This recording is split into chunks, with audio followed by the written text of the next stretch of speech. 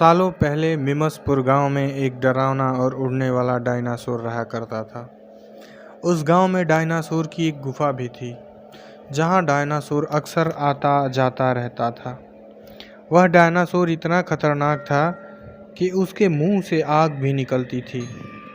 वह हर महीने आता और गांव में उड़ते हुए मुंह से आग निकालकर उस गांव के कई घरों को जला देता। ऐसे ही हर महीने उस गांव के कई घर और खेत जल कर राख हो जाते। हर तरफ उस डायनासोर का डर था।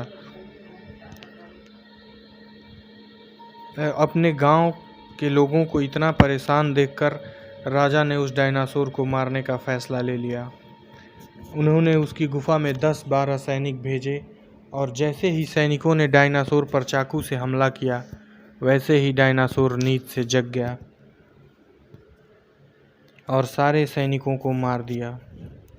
राजा जितनी बार भी सैनिकों को गुफा में भेजते, वो डायनासोर मुंह से आग निकालकर सभी को खत्म कर देता। इन सब से परेशान होकर राजा ने गांव में घोषणा करा दी कि जो भी उस खतरनाक डायनासोर को मारेगा, मैं उसे 10,000 सोने की मुहरें दूंगा। उसी गांव में एक काफ़ी बुद्धिमान व्यक्ति भी रहता था। उसने जैसे ही यह ऐलान सुना तो राजा को डायनासोर के आतंक से बचाने का उपाय दे दिया। उसने कहा कि हम लोहे को पिघला लेते हैं, उससे बनने वाले लावे को डायनासोर पर डाल देंगे। गर्म लावे से बचने के लिए डायनासोर जैसे ही उड़ने लगेगा, हम पत्थरों से हमला करेंगे और उसके नीचे उसे दबाकर उसकी जान ले लेंगे। राजा को यह सुझाव बहुत अच्छा लगा। उन्होंने अपने सैनिकों को कहा, तुरंत लावा तैयार किया जाए। सैनिकों ने डायनासोर की गुफा में पहुंच गए। फिर ठीक वैसा ही किया जैसा उस बुद्धिमान व्यक्ति ने राजा को करने के लिए कहा था। डायनासोर पर जैसे ही लावा गिरा, वो इधर उधर देखे बिना झटके से उड़ने लगा और गुफा से टकरा गया।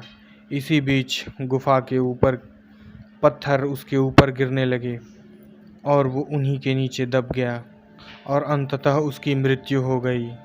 ऐसा होते ही राजा और पूरे गांव को राहत मिल गई और राजा ने इस तरकीब को सुझाने वाले व्यक्ति को 10,000 मुहरें इनाम दे दी। तो दोस्तों, इस कहानी से हमें क्या सीख मिलती है? इस कहानी से हमें सीख मिलती है कि किसी भी मुश्किल से मुश्किल काम का यदि हम बुद्धि से कार्य करें तो वो पूर्ण हो जाता है।